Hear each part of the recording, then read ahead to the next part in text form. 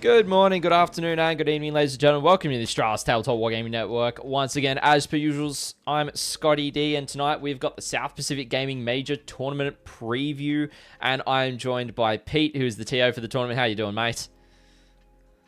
Good, thank you, Scotty. How are you? Yeah, going well, thanks, brother. Going well. In a bit of a mad rush, trying to get a Deathwatch Army battle ready for an RTT next weekend, so I'm hobbying away madly to try and get that done. Yes, I've done it. Oh, yep. But yeah, I'll get there. Should be good fun. So for tonight, if you haven't been around for one of our tournament previews before, what we do is we grab the TO for a tournament that we're covering here on the ATWM. We sit down, we have a chat about the tournament, get a bit background about the TO, their events, and we go through the format, the meta, some lists, and have a good, fun evening chat about it.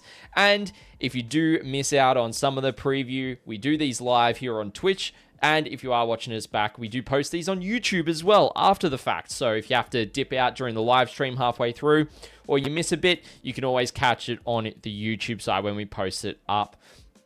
So, Pete, kick us off. You've been on a few times with us, so some folks may know quite a bit about your background and stuff. So why don't you just give us a bit of a quick run through about your background in the hobby, how long you've been in the hobby, what armies you play, all that kind of stuff. So I've been in the hobby, I don't know, since I was an early teen.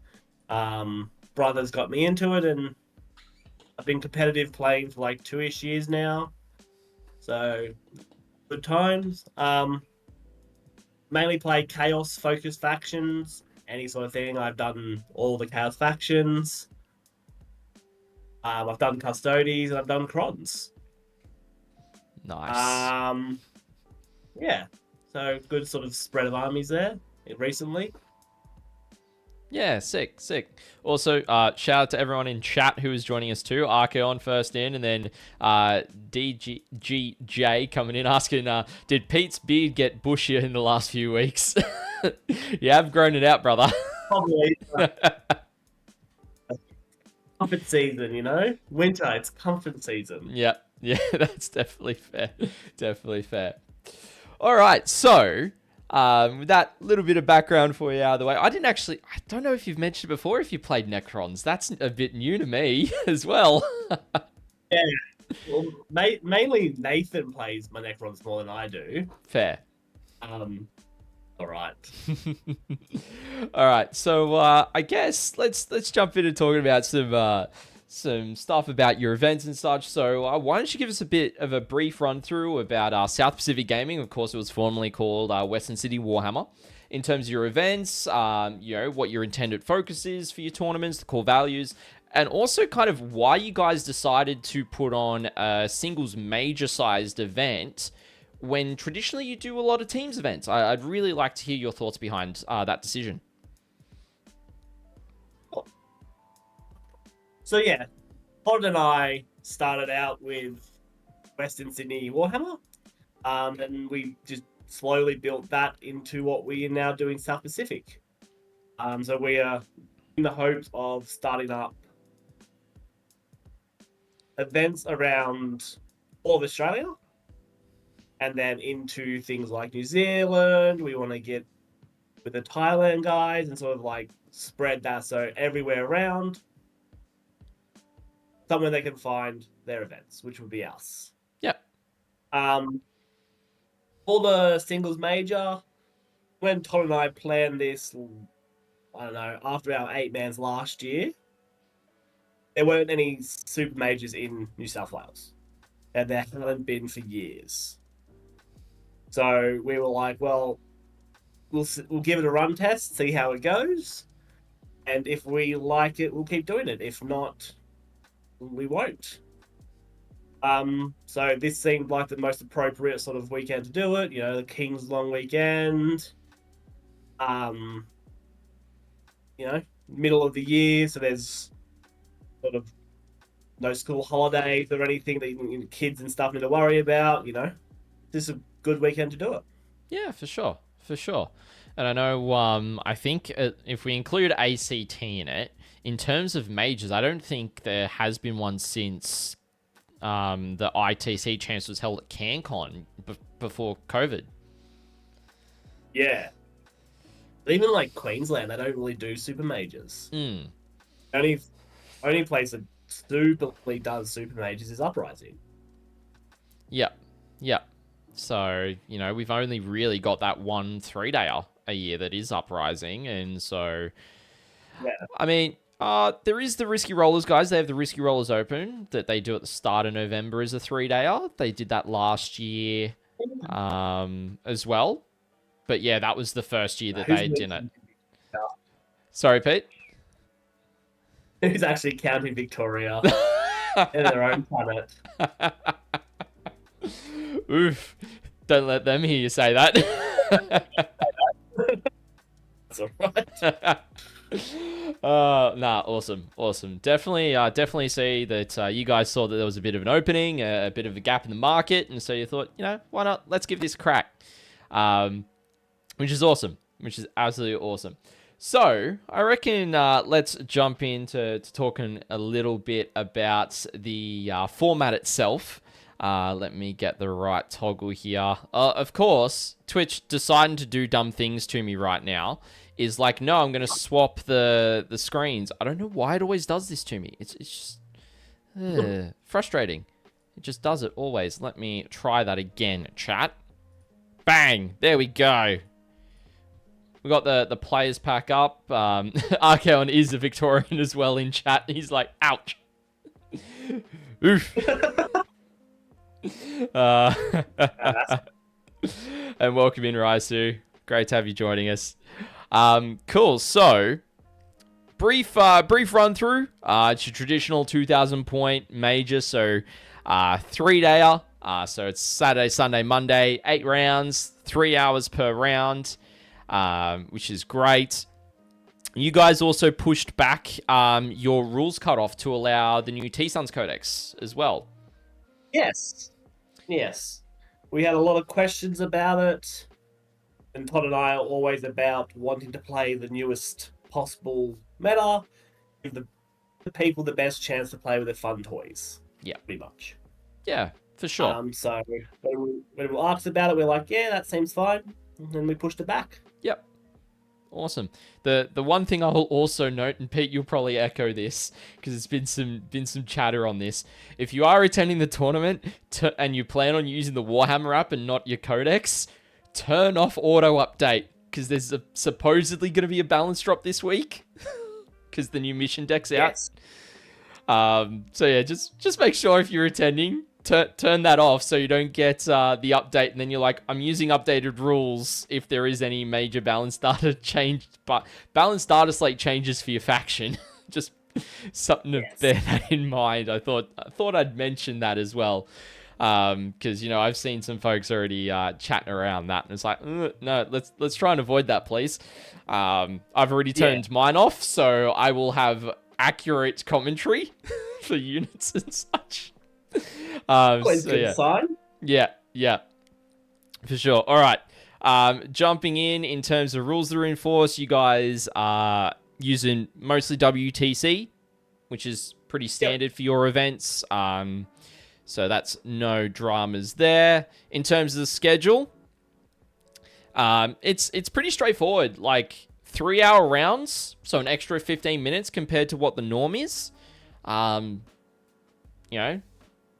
DGJ in chat absolutely loves it. I'm a bit of a fan too. I think 2 hours 45 sometimes can be a bit of a push. But 3 hours is 3 hours if you're able to make that time work. Awesome. Yeah. So like all our events, we wanted to push the rounds to a natural conclusion each game. And giving that extra 15 minutes and that, let's talk out the last turn, or let's talk out the last one of each turns. Like, we didn't really want to make people do that, so when we tested 3 hours of teams, it went really well. And so we were like, for the Super Major, let's do 3-hour rounds. Yep, for sure. And you've got your WYSIWYG rules that you have to get stuff approved and such, and that's fine. And then we've got the missions on screen as well, so we can just quickly go through those. This is probably the last event using the Pariah Nexus mission pack, because literally day one of the event is when the next mission pack drops. Yep. So yeah, this is the last time we are to Pariah. So that's a bit of a fun sort of thing. Yeah, it's a good way to send it off. Send it off with 3 games in a weekend. 3 days, 8 games in a weekend. Yep, absolutely. No better way. Yeah. All right, so round 1 is Linchpin, Fog of War, Tipping Point. That's high score, easy. That's a straightforward mission right there. Nothing too fancy about it. Fog of War is you can't use core strats, and your army gets benefit of cover during battle round 1. Yep. Pretty much something easy to start the weekend off with. Yep. Right, it's going to be a long weekend, so there's no reason to try and push too many complicated rules on people. 100%. An hour lunch break. Love to see it. Love to see a good, nice hour there. Gives people a lot of downtime. Then you've got round 2, which is Purge the Foe, Smoke and Mirrors, and Tipping Point as well. Quite interesting. Yep. Purge with Smoke and Mirrors. Now, if I'm to remember correctly, Smoke and Mirrors is the one where you can put a battle line unit into strat reserves? Or is it the other one? Is it the other strat reserves one? I think it's battle line from memory into strat reserves. Right. So 200-point unit you can put in after deployment. Yeah, like on Purge, that's perfectly fine. Like, I don't think that's a problem. Ginger Rich, welcome in. Then round 3, we got Linchpin again with Raise Banners and Search and Destroy. So a pretty straightforward mission for round 3 to finish the day on. Yeah, well, like we've tried to make them all straightforward to prevent too much wear and tear on our players. Yeah, for sure. It's always solid, that round 3 mission. You know, you feel a bit of fatigue and all that kick in, so having an easier mission is always helpful. All right. Now, the one thing I did forget to mention, 9 a.m. start time on all 3 days as well. So it's a decent, like, it's not a super early start, but it's also not like a super late start. Is the other thing I forgot to mention. Late starts. yeah. All right, so round 4, you've got Take and Hold with Hidden Supplies on Search and Destroy. Yep. Again, that's actually a really high scoring mission, surprisingly, for round 4. I think, because you can, depending on how the layout is, you can probably hold 2 to 3 comfortably. So, you know, that's you start off the day with a relatively high score, which is always a good feeling. There's nothing like starting a day and you score less than 50 points. It's like, ugh. Yeah. You're like, do I come back after lunch or do I just go home? Yeah. Jujurich, last match of the day, I was always dead on my feet when I played in tournaments, even the Chills double ones. Yeah. I think all of us, tournament veterans and tournament newcomers alike, always feel it. Yeah. All right, then round 5 is the Ritual with Swift Action on Crucible. I love this combo. I personally love it because it means that Battleline give you that additional advantage into creating those objectives, because you're able to move them to where you need to be able to advance an action in an action-focused mission. Yep. Then we go to round number 6, and this is Scorched Earth with Inspired Leadership on Crucible Battle. Scorched, again, a relatively simple one, but getting closer to the end of the tournament, it's not just grabbing, take, and hold again. It's, no, we've got another one in the deck we can utilize. Yeah. Inspired leadership is Yep. like matchup dependent. You know, if you play against Chaos Knights, you may need it. You'll find out why I haven't mentioned another battle focus, battle shock heavy faction when we get to the meta breakdown. So yeah, it may come up, may not. So think of it like what Chilling Reign used to be, basically. So not too much to really think about on that one, which is, again, good to have. Then coming up to day 3, round 7 is Burden of Trust with Hidden Supplies and Hammer and Anvil. I have not seen this combo, Burden of Trust with Hidden Supplies, before. What are kind of your thoughts behind that combination? That's a new WTC mission. Oh. So we built this players pack off War Masters last year. Okay. That's why everything is WTC based, because that's what War Masters used. So when WTC dropped their new maps, both of the Hammer and Anvils are new maps with new missions from WTC 2025 pack. Nice. Okay, cool. So it means that the few members of New South Wales who are a part of Team Australia are able to get a little bit of War Masters prep if they want to play in War Masters. That's kind of cool. Yeah. And new maps and stuff, you know, make it a little bit more interesting for the new players. Yeah, for sure. All right. And then you got your lunch break, and then round 8. Supply drop, Smoke and Mirrors on Hammer and Anvil. I'm glad that it's paired with Hammer and Anvil because it is the most balanced version to play supply drop on in this mission pack. I personally... Sorry, you go for it, Pete.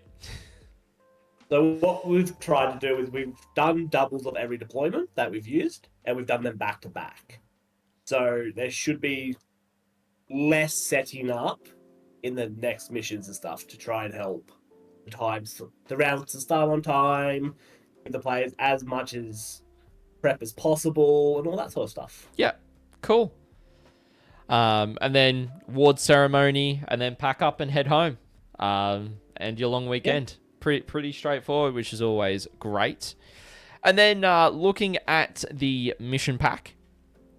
So by looks, it's just all medium layouts. Which makes sense. Like it's not overly open, it's not overly dense.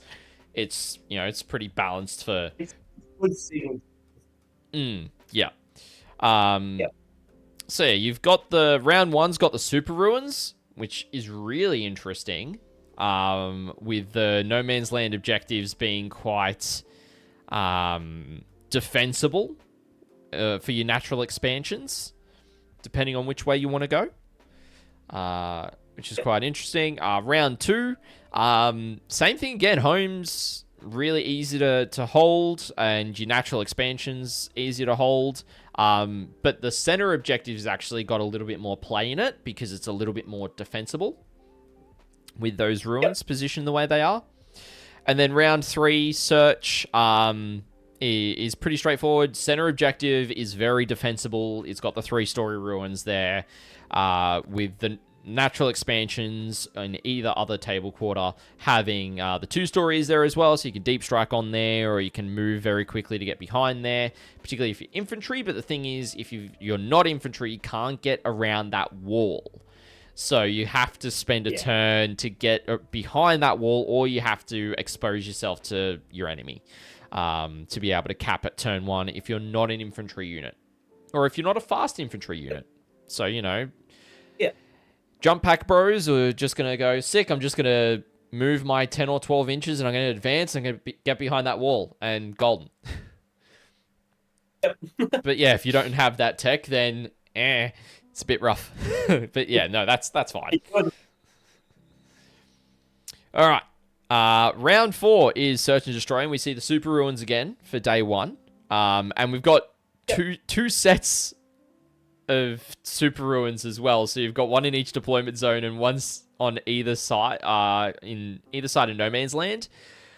Which that's going to be very interesting to see how that plays out for, I think that one was take and hold with what do you call it? Hidden supplies. So it's going to push the objectives towards the super ruins. Yep. And so there's a big path in there. Yeah. Yeah. It's basically go, cool, do you want to get to your natural expansions to hold them? Or do you just want to go and kill your opponents on theirs?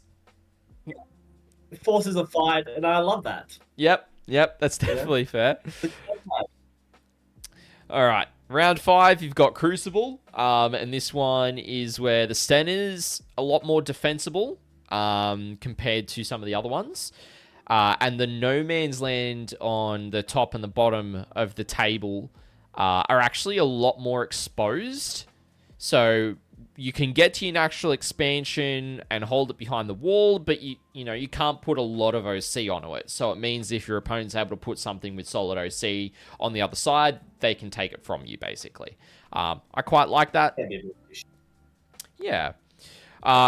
Round 6 is also a pretty decent one. I've actually played on this one from memory, on this layout, or something very similar, so I do like the balance of it. The home objectives are quite well defended. No Man's Land is a little bit open, but if you throw infantry on there, you can hide them quite easily on the corners, deny line of sight. And then No Man's Land, once again, it's really, you've got to hide behind that wall towards both players' short table edges to be able to hold that well. So really, a bit of a challenge there in terms of positioning. Then when we come to round 7, it's Hammer and Anvil. It looks to actually be very similar to round... It is actually. It's the exact same map, just with swapped ruins as round 5. So they swap I think it's these two, so the top middle ones are swapped with the two corner ones. Yeah, so that's one of the new WTC layouts. Yeah, cool. So yeah, I think that works well. I mean, you're able to hold center pretty easily. Your natural expansion's not too bad to hold either. You can definitely hide behind the footprint of the ruin and be able to stage quite well there as well to be able to strike in your opponent's deployment zone if you've got enough movement, particularly with infantry to go through the ruin. Like, it's a pretty good map. I'm keen to see it in practice. And then the last one being the supply drop mission on Hammer and Anvil. All of the No Man's Land objectives are actually quite open to each other. Obviously you can shoot at any of them if you get in the right position, but obviously on the two natural expansions for each player, you can sit behind the ruin and still hold them. Center one, you can contest quite easily or stage behind the ruin to be able to strike out if your opponent decides to throw something on it, of course. So could make for some interesting turn 5 pushes if the center is is the final objective in No Man's Land. Yes. So that's, yeah. I think all of the layouts work well for their respective missions. It's going to be really interesting to see how they play out. But yeah, I think it's good overall. Nothing that really stands out outside of the supply drop being taken. But every other mission, every other playable primary mission, because there's a few not so playable primaries. You've got Burden and Trust instead of Terraform, so it's kind of like that's the other choice that you have in the pack you could really use. Unexploded Ordnance, that one can go by. Doesn't exist. yeah, it just doesn't. Cool, alright, so now that we've had a bit of a look at the missions, the format, all that fun stuff, let's get into some meat and potatoes, I reckon. Let's talk about the meta. This is the fun stuff, ladies and gentlemen. I always love digging in the meta. So there are 37 players in attendance for the weekend. Yep. So, and as you can see, just by eyeballing the numbers, it is very spread out. It is very even across the meta. And there's also a reason why we don't have a faction podium for this one, because every single faction would have been on it. Because there is no faction that is taken more than 3 times, which means when you do a first, second, and third, it just everyone's on the podium. Just doesn't make sense. Yeah. And even then, if we were to do it based on super factions, 4 out of the 5 super factions would be on the podium as well. Yeah. So that doesn't really even good spread. Oh, 100%. 100% agree. So let's start off with looking at the Space Marine super faction. Now, I always like digging into seeing what players are actually running and not just going, oh, it's just Space Marines or it's just Space Wolves. No. We do have the Detachment Breakdown as well, as I always like to do for any event. It's always good to see what information you can gather from seeing what detachments are available. So for Space Marines, you've got 2 Space Wolves, the last hurrah, because Space Wolves drop on Saturday as well. Yeah. So good to see. Time. Oh, yeah. New mission pack, Space Wolves. Yeah. All at once. Right. Then there's 2 Ultramarine players. And then there's 1 Blood Angel, 1 Dark Angel, 1 Death Watch, and 1 Salamanders. So some faction specialists coming to play there as well, which is really interesting. But yeah, 8 Space Marine players, 22.8% of the meta, not unexpected for Marines. They've always got a decent representation in metas, so, you know, some players just love playing power armor bodies. Yep. All right, then we come to Imperium. Now, this is where my eyebrow raised a little bit. So we got 6 players, which makes up 17.1% of the meta. We've got 2 Astra Militarum. We've got 1 Adeptus Sororitas, 1 Adeptus Custodes, 1 Adeptus Mechanicus, and 1 Imperial Knights. I'm really surprised to see Sisters back in action. And I'm really keen because I've actually picked this Sisters list to actually have a look at to see what they're running. And we can talk a bit about that later on. That's one of the lists we're going to look at this evening, chat. So it's going to be good to dig into. But yeah, you know, seeing Custodes player, Imperial Knights, Admech being there is also a little bit of a surprise to me. It's very rare to see Admech players, so it's good to see some other Admech kicking around. So yeah. Then we come to Chaos, and they've got 13 players at 37.1% of the meta. And I'm not surprised. I'm really not surprised, considering that we just got every single Chaos Legions book in the past 2 months. Not surprised at all. Not at all. However, what does surprise me is that there are 3 Chaos Space Marine players that are just like, yeah, sick, I'm just going to run main codex. Let's go. Yeah. You got... none of them normally see... Like, normally you see Baal's detachment, or Fabius's detachment. We have Chaos Cults, Dread Talons, and Feldhammer. Yep. Which are 3 of the more not so represented attachments. Yeah. So it's going to be really interesting to see how all of those perform over the weekend, for sure. Yeah. You got 2 Chaos Knights, 2 Death Guard, 2 Emperor's Children, 2,000 Suns, and 2 World Eaters. So, 2 of everybody else just works well. You can even keep it balanced. Love it. Then we come to the Eldari super faction, who have got 2 players at 5.7%. There are 2 Eldari players. No Drakari. So... I feel real bad for Drakari players at this point. They're not the only faction I feel bad for that don't have their codex as of yet. And so probably a lot of players are like, this is just stale to me now, and they're going to play different things. Which is fair. Or you're a mad lad like Scary and is just like, we're gonna ball until Void Ravens hit 300 points. Two types of people in the world. Yes. Yes. All right. Then we come to Hive Mind. There is 0. And I mean 0. There is no Tyranids. There is no Gene Stealer cults. not too surprising. Again, Gene Stealer Cult's very similar to Adeptus Mechanicus in being a list that is a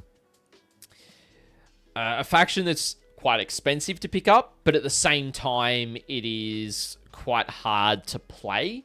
A lot of the top players, guys like Eric, Inez Wilson, for example, as well from StatCheck. Also, they both play GSC and they're both top level players, but they have honed that time and time and time and time again.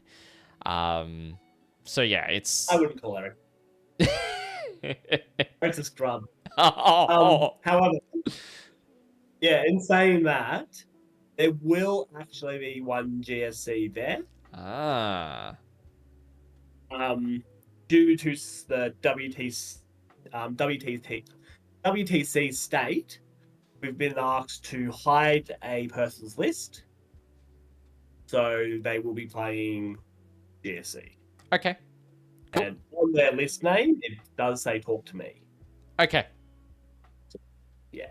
I haven't come across that list, so we're golden. I hope you have, because you're previewing it tonight. No, I'm double checking that I haven't. I'm just gonna no. Unintentionally, yes. Yes. That's fine. Yes. I've got a backup. We'll pull that up. We will pull that up. Yeah. That's fine. I've got a backup list that I will pull up from BCP now that we can talk about. So that's all good. We'll replace that player, guys. We can still talk smack about him, like, there's that guy. Anywho. But yeah, all right, cool. DGJ, no. It won't be. I believe that player is on Imperial Knights. He's the Imperial Knight player. Okay, then we come to Xenos, who have 6 players represented, which is actually really good for Xenos at this point. 17.1% of the meta. There are 2 Orc players. There are 2 Necron players. 1 Leagues of Votann, and 1 Tau Empire. Now, yeah, it's good to see all of them getting representation. I think Tau is in a they're in a rough spot. Tau is a lovely Jake Dobby. We love him, and if I'm not mistaken, he is bringing the big manta, the big battle suit thingy. Oh no, not a Towner Supremacy. I think he is. I have to double check, but I think he's bringing that Supremacy suit. Oof. But he's for a good time and lots of drinks. Yep. As you would, just Moncar, just doing your thing for the first 3 turns, and just be like, yeah, sick, I'm done. Yeah. I can't tell you in 3 turns, I don't win. Yeah. And Septiners, welcome in. I did see your message before. Apologies about missing it. Welcome in as well. But yeah, seeing Leagues of Votann, and it's not who you'd expect, who has consistently played Leagues of Votann recently. But also seeing Necrons, it's there's one list that we will now be talking about that is very interesting that we'll look at for Necrons. Orcs, you've got of course Timmy Sunderland, staple Orc player. He plays them week in, week out. He knows them. So he'll have some fun with that for sure. But yeah, I think it's really solid. Outside of, Tyranids now, Drakari and Grey Knights, every faction's represented. Oh, and Demons. Yeah. So no Codex Demons, but they could be in lists, of course, with data sheets. But always be nice. Yeah. So yeah, it's really solid. No Codex Marines. I think every supplement that is available is also represented for Marines, which is really solid. No, Templars. Templars aren't present. It's the only exist. Yeah. Well, I mean, they're an index currently. They're getting their Codex soon.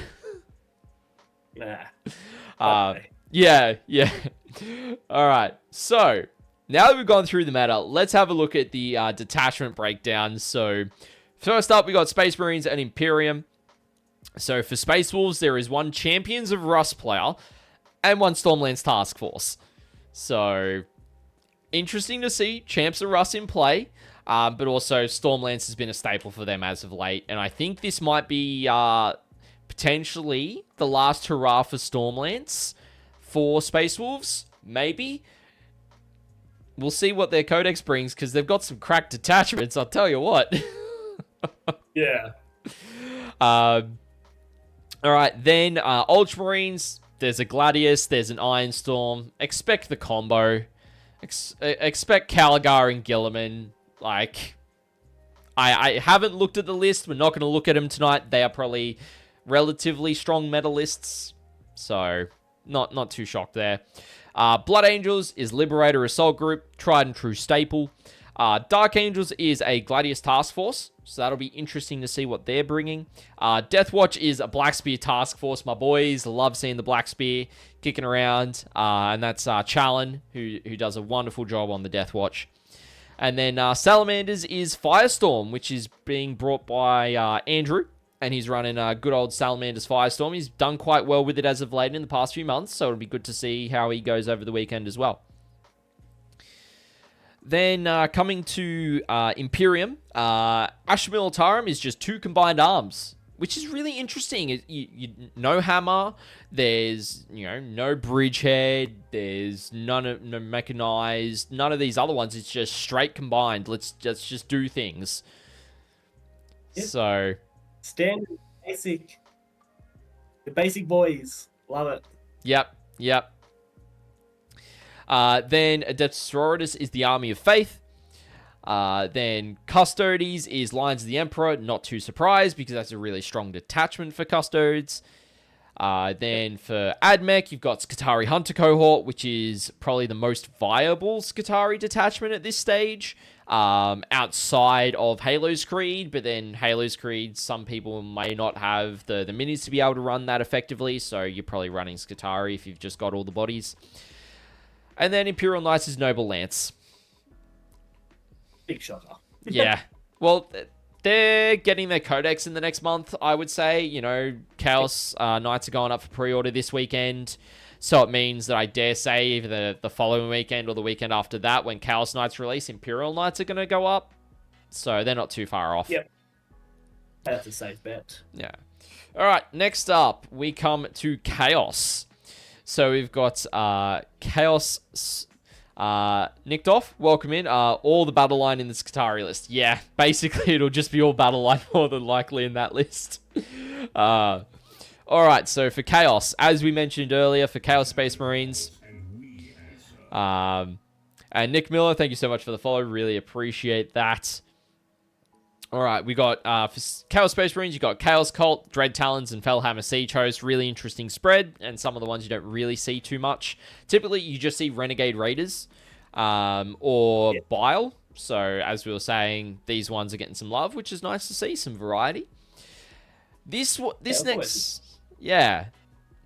next one's really interesting to me, because there is the Iconoclast Fiefdom for Chaos Knights, and a Traitorous Lance. Iconoclast, really interesting. I'm keen to see. It's Ben from Queensland who's running that one. I'm really interested to see how he goes with that. So yeah. For Death Guard, we've got Mortarian's Hammer, and both Death Guard players are taking Morty's Hammer. So that's pretty straightforward. It does a lot of things at the moment, and does a lot of good stuff for their vehicles, which is solid. Emperor's Children, they're running Coterie of the Conceited. Not surprised at all. It's the best detachment for EC. So, yeah. Yeah. For Thousand Suns, we've got... This is where things are interesting, because we've only just had Thousand Suns drop. So this means this is really the first tournament we're starting to see where the meta is going to develop for T-Suns. And we've got one on the Rubicae Phalanx, and one on Warp Meld Pact. So one's running the mutants, and basically, as you could nickname them, the goats, being all the, Mutilith Vortex Beasts and the Zangors, just all over the shot. And then also the Rubricae Phalanx in there. Sorry, what was that, Pete? I love a good goat detachment. And It kills joy. Good. yeah. Then we've actually got the question, which has been discussed. How are you actually interpreting the army rule for T-Suns around that? WTC did rule on this, and it does allow the goats to be pulled out of line of sight, and therefore can't be activated into. So the WTC judges made a ruling on that, I think it's about a week ago now. And as we're following WTC lines, we'll follow their rulings. Yep. So it will be the goats are able to be pulled out of line of sight and then can't be activated into. Cool. So good to know for those who do end up playing into Warp Meld. So bear that in mind in your preparations or your game plans if you end up playing against that list. Then we come to the World Eaters and just 2 Berserker Warbands. It's the best singles detachment for them. Yeah. Yep. And there's been some chatter about the WTC Cone of Silence just being like, we want to see what Anthony Vanella's doing, and he just won't say anything. Yeah. So yeah. WTC plays introduces an interesting time in Warhammer online. Yep. Very quiet at this time of the year for lists and stuff. Yep. Everyone's kind of very internalized and trying to figure things out and such as well. So yeah.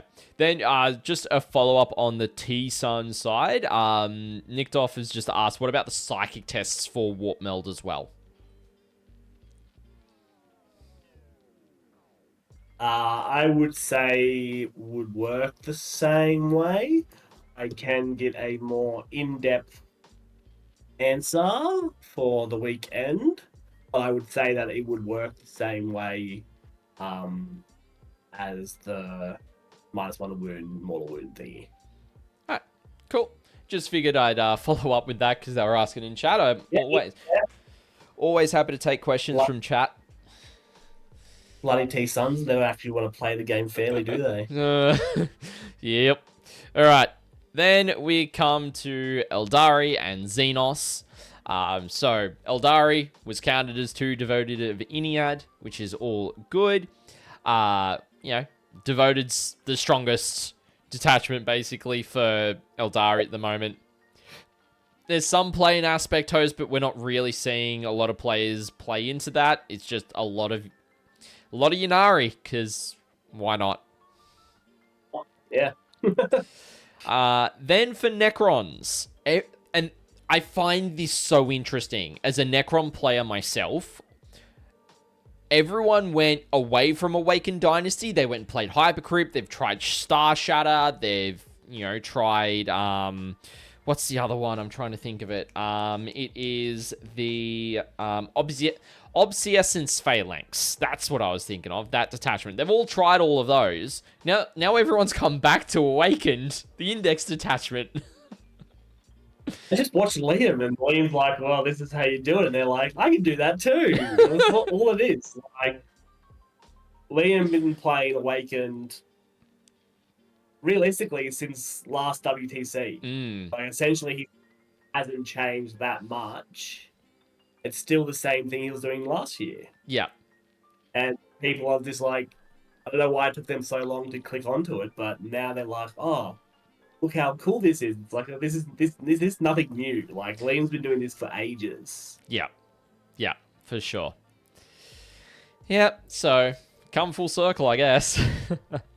Yeah. Then we come to Orcs, and there is a detachment that I've never, in the past, I think 12 months of having the Orc Codex, I've never seen this detachment played.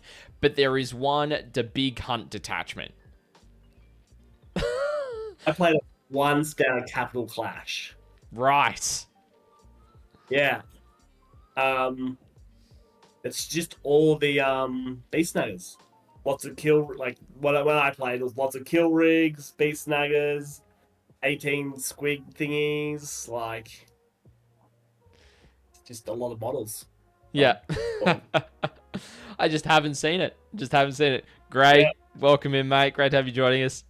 But Warhorde, a staple. Absolutely staple. my So, assumption would be he's on Warhorde. He loves a good Warhorde. Tim does. yeah, he is. What a lovely. Oh, yeah.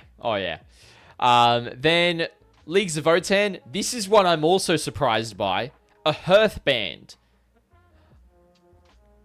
Basically, half the army gets the detachment rule, and the other half is like, because they don't have the It's basically the Votan Terminators. I forget the name of them. Hearthguard. That's it. It's basically all Hearthguard. Is what that detachment's focused around, because that was the Grotmus one, and so yeah, anything that's got the Hearthguard keyword, it works. So it's like, I think there's 2 units that it triggers off, which is the Einherjar Champion and the Hearthguard themselves. Yeah. I don't know. Votan's always just lots of bikes, I found lately. Yeah. They struggle from being the newest codex of the game. I remember back in 7th edition when AdMech had this same problem. They had so few units that there was very little variety to play with, right? And I think once they get the codex and they get maybe a new unit or two that people are starting to talk about what they could be getting, I really hope that they get a couple of new units to flesh them out a bit further, because I think they need it. Otherwise, it may still feel stale in the codex. So yeah, there's that. And then Town Umpire, we've already said it's Montcar. Bringing a Supremacy suit. They're just going to try and kill you in the first 3 turns. I checked his list. He doesn't have the Oh, no Supremacy? Interesting. Very interesting. Let me... Yeah, I thought he was, but no, that's all right. He's not. It's all right. It's still Tau. Like, yeah. It's still suits and such. Yeah, it's just a lot of suits and some staple stuff. Yeah. Yep. Not too surprising. Yeah. So yeah, that's the detachment breakdown. Again, none of the detachments are taken more than twice. Also, that's down to numbers, but there is still a decent spread between factions as well, which is really solid. So yeah, it's looking pretty good. So now we get into the fun part. Outside of talking about the meta, we get to dig into some lists, and I've chosen from around New South Wales as well as from Queenslanders, because there are some Queenslanders in attendance. So we are going to look at a whole series of lists, and of course the first one up is Ben Yeomans from Orange. He is bringing Death Guard, Mortarian's Hammer. And it's going to be his list name is Typhus is my Nurgling Daddy. I always love interesting list names. It's always fun. Alright, so he has got a Biologist Putrefier, Demon Prince of Nurgle, Foul Blightspawn, Lord of Contagion, Lord of Virulence with the Tendrilus Emissions, Malignant Playcasting with Bilemaw Blight, and then Typhus. So no Morty. No Morty. He's got a unit of, I believe that is going to be 7 Plague Marines, because it's 130 points. Yep. Then a Chaos Rhino in there. Then 2 units of 5. Wait, no, 2 units of 3. Let me get my math right. 2 units of 3 Death Shroud. Fetid Bloat Drone. Then 3 individual Mythic Blight Haulers. A single Plague Burst Crawler, and 2 units of 20 Poxwalkers. That's really interesting to me. Seems a very odd detachment to not have a load of vehicles. Yeah.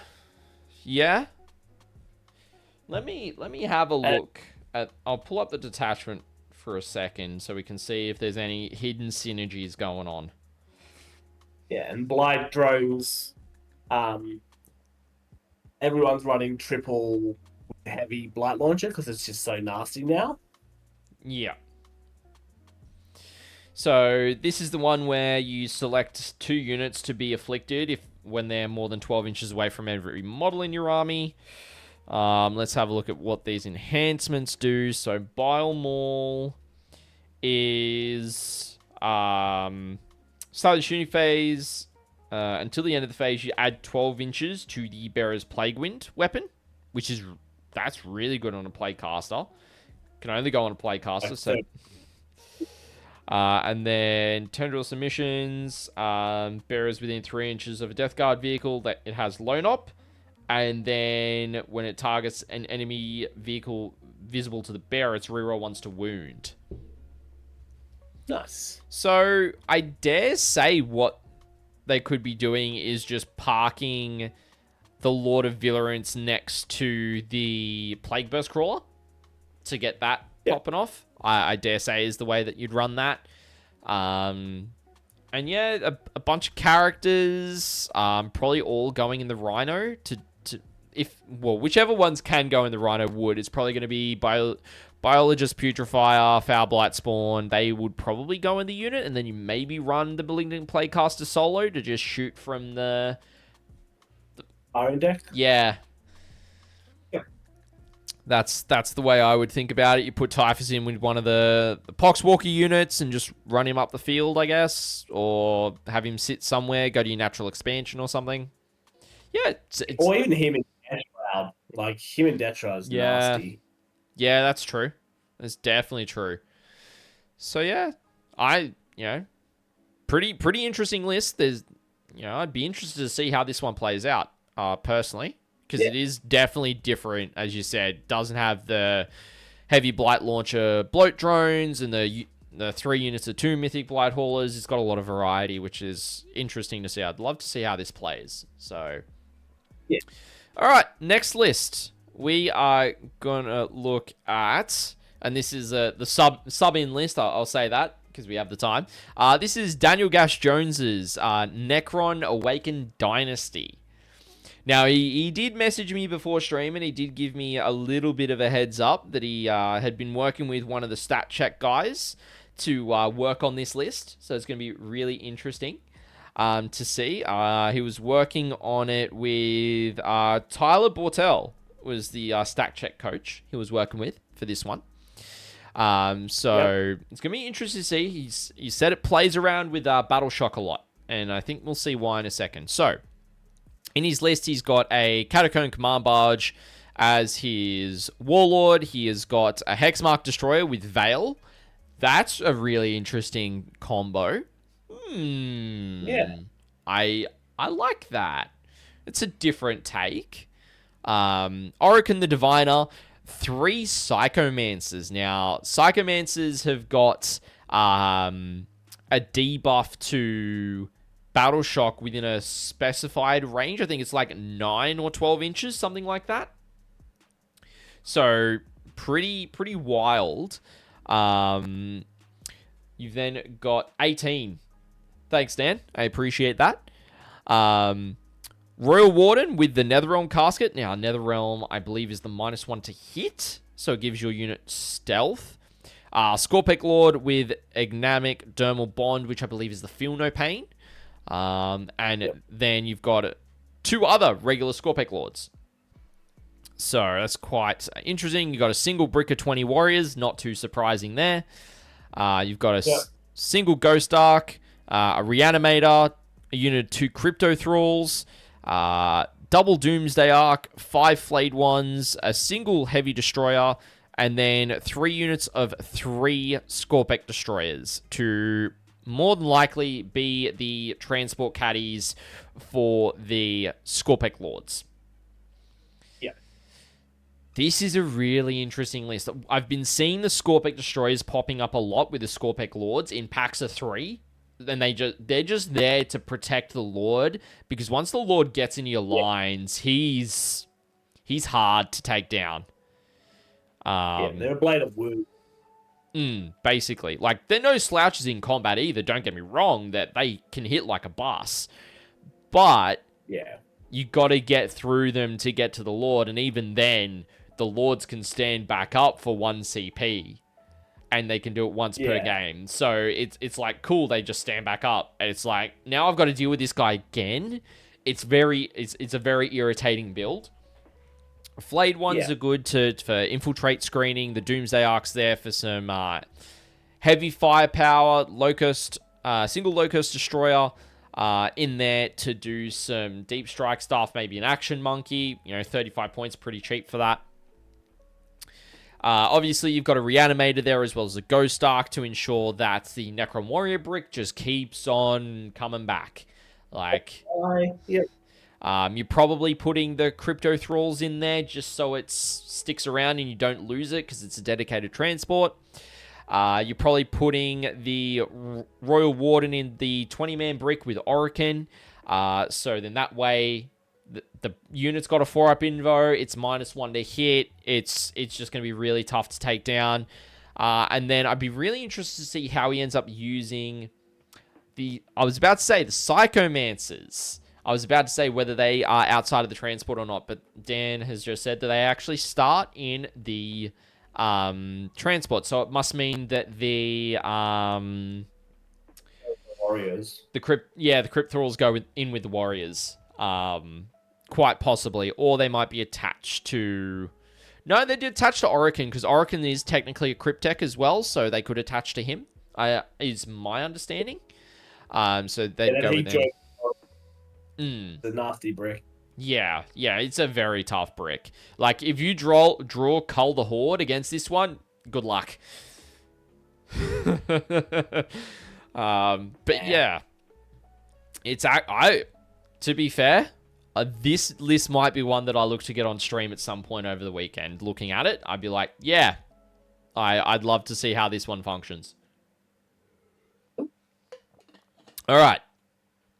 The next list we are going to be looking at, and just make sure that I've gotten rid of all of the tabs that I don't need, is going to be Dan Sherry's Emperor's Children, Coterie of the Conceited. All right, let's see what Slaanesh goodness he's cooked up. So he's got 3 Demon Princes of Slaanesh with wings. 1 is the Warlord. So triple Demon Prince right off the rip. That's such a shocker. No. One of the best data sheets in the Codex, and he just, 3 of it, auto take, done. Every time. Yeah. Then he's got 3 Lord of Exaltants. Not surprised at all by this. All of them have got the Phoenix Spear and the Lash. Yeah. They are just absolute blenders. On the charge, they will just blend. And they will punch up too. With Lance at strength 7. Ugh. Yeah. And if they're with the infractors, if they reroll 1's the wound, if your objective, it rerolls everything. The nice little blade of nastiness he is. Yep, it's a character that will ask the question, will it blend? And more often than not, yeah. The answer is yes. He's then got a Lord Cacophonous with the only enhancement, which is the Pledge of Unholy Fortune, and then Lucius the Eternal. Yeah. Alright, in terms of his battle line, he's got 3 units of 5 Infractors in there, and then he's got 2 units of 5 Tormentors with Plasma Gun, Melter Gun, Plasma Pistol. Not surprising. Infiltrate and Sticky on these guys for 85 points is, real good. Infiltrators infiltrate when they have the Lord guy leading them, and they scout 6. That's nasty. Yeah, so the Infractors are the Scout 6. Yeah, so you use the Torments to screen, and then you scout forward the Infractors, and it's just like, turn 1 combat. Yeah. Oh, it's wild. Absolutely wild. He does have 2 Chaos Rhinos in his list as well, so he could put those units into the Rhino, scout the Rhino forward, and then do the thing. Yep. But he does have 2 units, make that 3 units of 6 Noise Marines. So Noise Marines could also probably end up in the Rhinos as well. Yeah, Noise Marines are nasty in Rhinos. The Sonic Blast is popping out of the fire too. 6 shots, strength 10, -2, annoying cover, flat 3 damage. Great profile into a lot of things. Oh, yeah. Oh, yeah. So, yeah, this is a... I mean, it doesn't have... what's his fake? Not Lucius, sorry. I've forgotten his name. Primarch. Oh, gosh, I'm going to get... Fulgrim? Yes, doesn't have Fulgrim in the list. So... I don't think a lot of children lists are taking Fulgrim. Nah. He looks underwhelming. Yep. Yep. So yeah, I mean, it's good to see Noise Marines, and it's it's a like, I mean, how many power armor bodies is it? It's 10, 25, and then you've got 18 Noise Marines, which are basically they're now possessed basically now, aren't they? They're like T5 3 wounds. I think they're still 2 wounds, but I think they're T5. Yeah, interesting. Let's have a look. T5 2 wounds, yeah, so they're kind of, they're in line with Havocs. Yeah. So, yeah. Havocs, yeah. So that's going to be 18. That's 40-odd Marine bodies you got to deal with on top of 2 Rhinos, all the characters, and then also triple Demon Prince. And those Demon Princes hit hard. Yeah. When they get their buffs up, it's really hard. Yeah. So definitely going to be pushing forward for the Dark Prince to take the midfield and just blow you away. And Zeri's a weird type of person who would fiddle you under the table to match the army.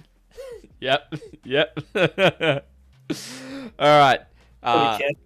Sure. Get under that. Yeah. Probably could. All right. The fourth list that we're going to look at for this evening is Nick Zinos, I believe is how you pronounce it. I could be wrong.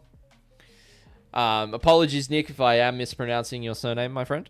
But this is Adeptus Sororitas Army of Faith. This is going to be really interesting. So he's got the Demonifuse, which is Ephrael Stern and Kygnal. Morven Val, who's the Warlord. Canoness with Jump Pack with Litanies of Faith Enhancement. Hospitaller with Divine Aspect Enhancement. 10 Sisters of Battle with the Trimmings. Unit of 10 Sacrosaints with the Maces instead of the Halberds, which is really interesting to see. Typically you see the Halberds and not the Maces, so I'd be interested to see the thought process behind that.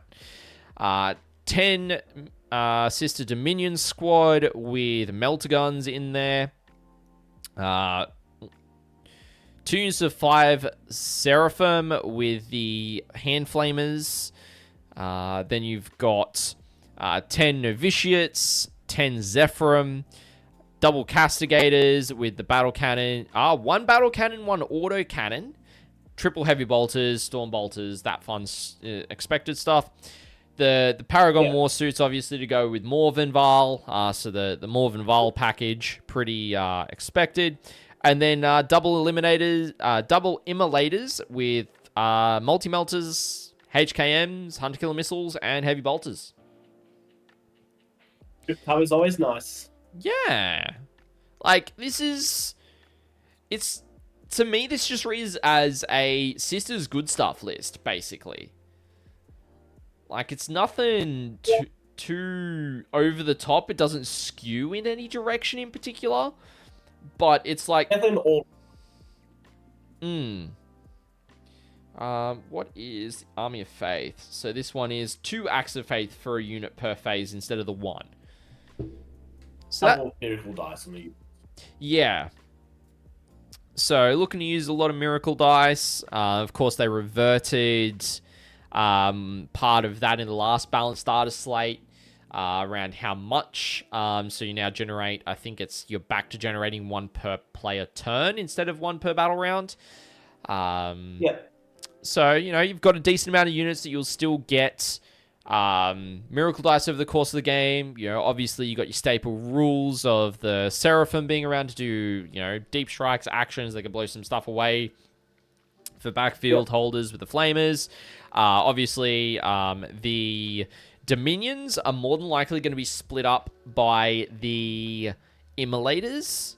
Probably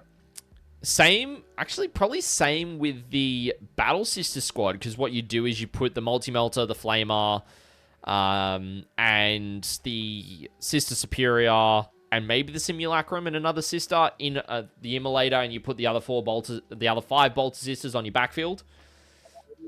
Yep. And, you know... You do Unit squad, or the special weapons in one, or the other weapons in the other. Yeah, so, you know, it's making use of the rules that they have access to. It's got a lot of Melter, a lot of Flamer, as you'd expect. I think it's a really solid list. Genuinely, like, you know, this might be one that we haven't seen Sisters at tournaments for a long time. This might be one that I end up asking to be on stream at some point over the weekend just to see how Sisters are going. Yeah, well, Jordan won Beresford with them. Filthy animal. Yeah, well, Jordan's playing T-Suns this weekend. Yeah, he was playing the triple Sacrosanct list, which is just stupidly annoying to deal with. Yeah. All right, well, Pete, if you were to pick a faction to win this weekend, which faction would you pick? T-Suns. T-Suns. Okay. Yeah, the GOATs. It pains me to say that I actually think GOATs will win this. Okay. All right. I think I'm going to go... I'm going to go a little left field here. I'm actually going to go Necrons. I think Necrons, either Dan's list or the other Necron players... I reckon Necrons are still...